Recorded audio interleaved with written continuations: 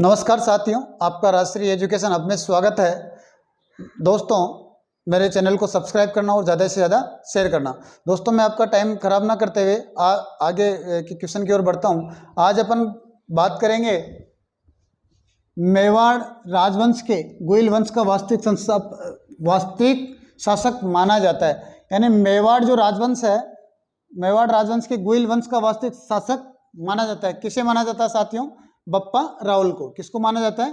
बप्पा राहुल को। चार ऑप्शन है अपने पास में, बप्पा राहुल, जैतर सिंह, राणा अमीर और रतन सिंह। तो इसका वास्तविक संस्थापक कौन है? बप्पा राहुल। कौन है? बप्पा राहुल। अब अपन बप्पा राहुल के बारे में चर्चा करेंगे कि जो मेवाड़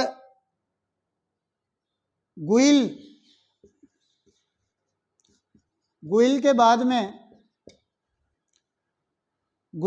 में मेवाड़ का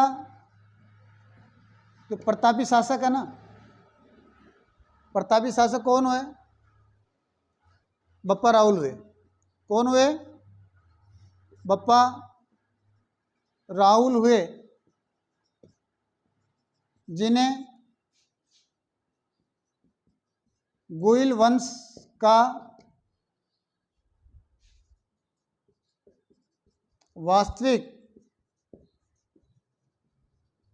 संस्थापक माना जाता है। तो गोइल वंश का वास्तविक संस्थापक किसे माना जाता है? बप्पा राहुल को। आगे मैं बात करता हूं कि 1734 ईस्वी में, कब, मतलब 734 ईस्वी में जो चित्तौड़ के जो शासक था उसका नाम था मानमोरी। क्या नाम था? मानमोरी। जो मौर्य शासक था, ये इसको पराजित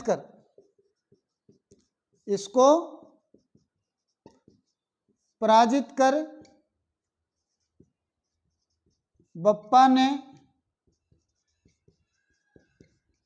चित्तौड़ पर अधिकार कर लिया। क्या कर लिया?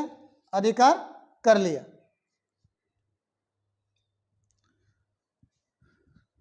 अब बप्पा ने क्या किया कि चित्तौड़ पर अधिकार कर क्या किया? एक तो हिंदू सूर्य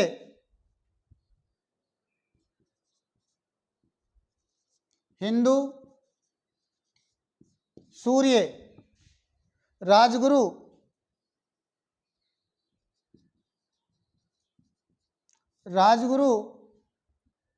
और चकवे की,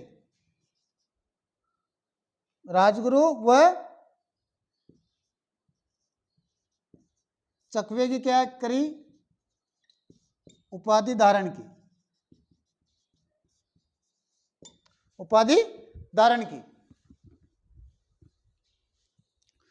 साथियों, बप्पा जो थे ना, ये जो बप्पा थे,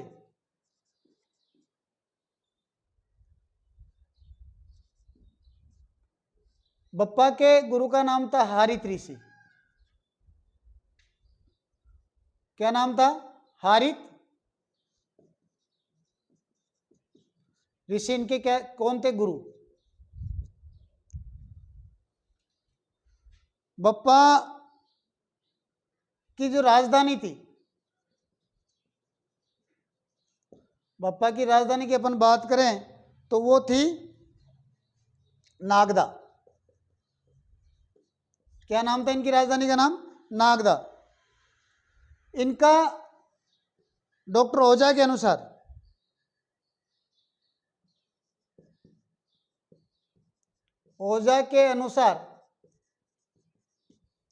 इनका वास्तविक नाम क्या नाम था? काल बोझ।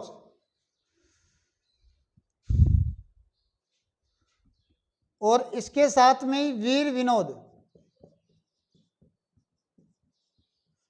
विनोद के रचनाकार कौन थे? श्यामल दास।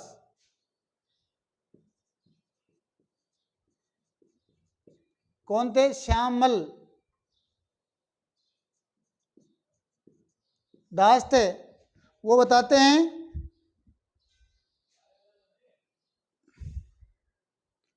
ने लिखा है लिखा है कि बप्पा किसी का नाम नहीं अपितु क्या है, उपाधि या किताब, अपितु क्या है, किताब है। तो साथियों मैं एक बार आपको बता दूं ताकि आपके और चीज माइंड में आ जाए। अपना प्रश्न था मेवाड़ राजवंश के गुइल वंश का वास्तविक शासक किसे माना जाता है, बप्पा राहुल को माना जाता है। अब मैं बात करता हूं कि गुहिल के बाद में मेवाड़ का प्रतापी शासक कौन था, बप्पा राहुल था, जिन्हें गुइल वंश का क्या माना जाता है, वास्तविक संस्थापक, क्या माना जाता है, वास्तविक संस्थापक माना जाता है। इन्होंने क्या किया 734 ईस्वी में, कब 734 ईस्वी में चित्तौड़ के जो शासक थे उनका नाम था मानमोरी। क्या नाम था, मानमोरी को पराजित कर बप्पा ने चित्तौड़ पर क्या कर लिया, अधिकार कर लिया। हिंदू सूर्य, इन्होंने क्या किया, चित्तौड़ को जब पराजित किया तो इन्होंने क्या किया, हिंदू सूर्य राजगुरु और चकवे की उपाधि क्या की थी, धारण की थी। साथियों बप्पा के जो गुरु का नाम क्या था, हरित ऋषि थी। कहते हैं कि साहब इनके आशीर्वाद से ही बप्पा मतलब राजा बने थे।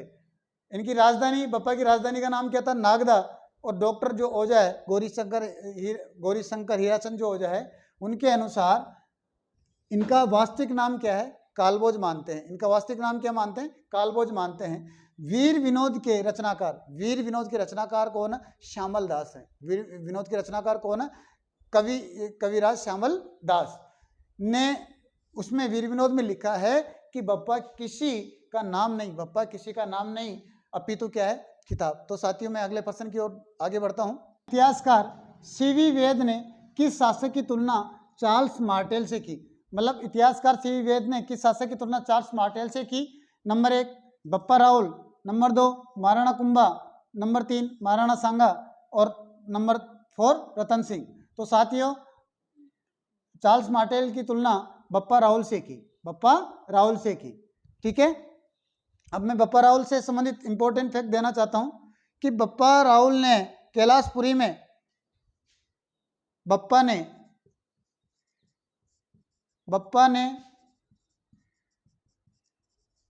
कैलाशपुरी में एक लिंगजी मतलब ल कुलिस मंदिर का क्या करवाया था, निर्माण। मंदिर का क्या करवाया, निर्माण, ठीक है। इसी के साथ में ये एकलिंग जी थे ना, ये गुहिल वंश के क्या थे, कुल देवता। क्या थे एकलिंग जी, गुहिल वंश के देवता। बप्पा के बारे में कहा जाता है कि बप्पा ने मोहम्मद बिन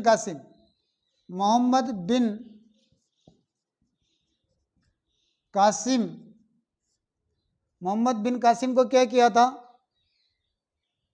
पराजित किया।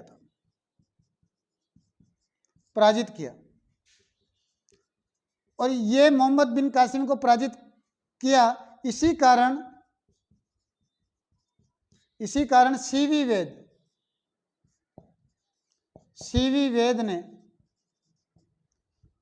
वेद ने बप्पा की तुलना चार्ल्स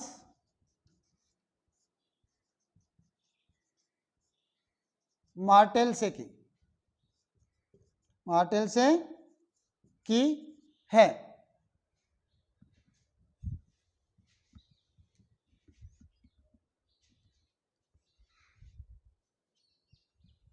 साथियों क्या है,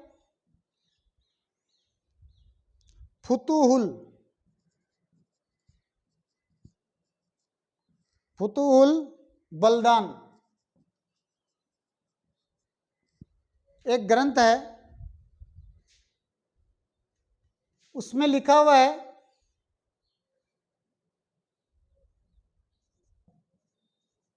कि बप्पा ने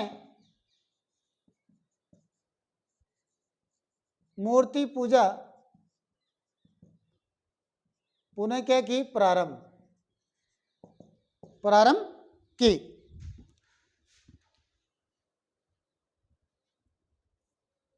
साथियों, क्या जो इतिहासकार सीवी वेद ने किस शासक की तुलना चार्ल्स मार्टेल से की थी? बप्पा राहुल से।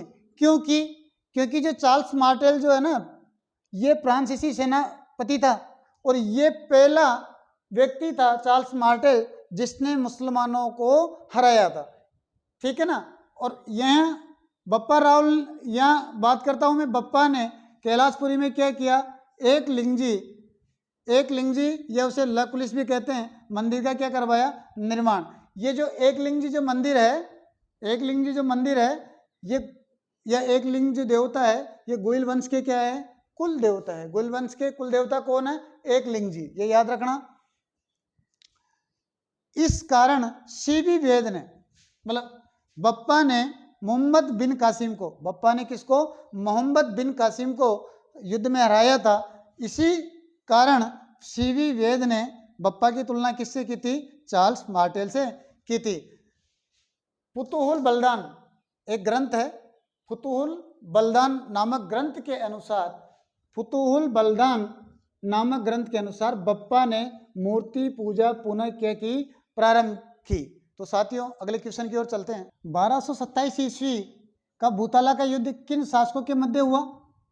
जेतर सिंह व इल्तुतमिश के मध्य, रतन सिंह व इल्तुतमिश के मध्य, बप्पा राहुल व इल्तुतमिश के मध्य, राणा हमीर व इल्तुतमिश के मध्य। साथियों, जो भूताला का युद्ध हुआ ना, ये जेतर सिंह व इल्तुतमिश के मध्य हुआ है। तो मैं आगे इससे संबंधित इंपॉर्टेंट फैक्ट आपको बता रहा हूं। ये क्या था, जेतर सिंह ने, जो जेतर सिंह था ना, जेतर सिंह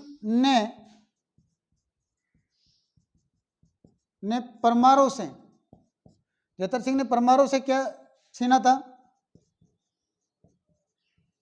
चित्तौड़ छीनकर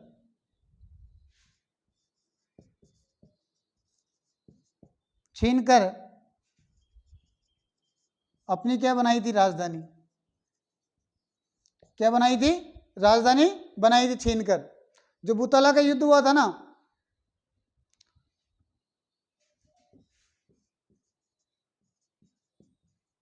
भूताला का युद्ध वह जेतर सिंह व इल्तुत मिसके क्या हुआ था, मध्य।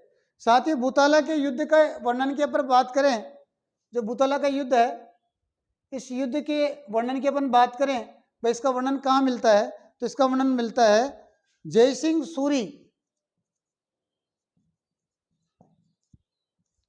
सूरी के ग्रंथ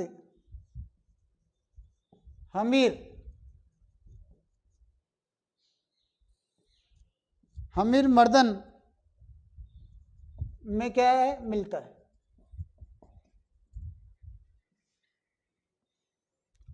साथियों, एक बार और मैं रिवाइज करा देता हूं कि 1227 ईस्वी का भूताला का युद्ध किन शासकों के मध्य हुआ?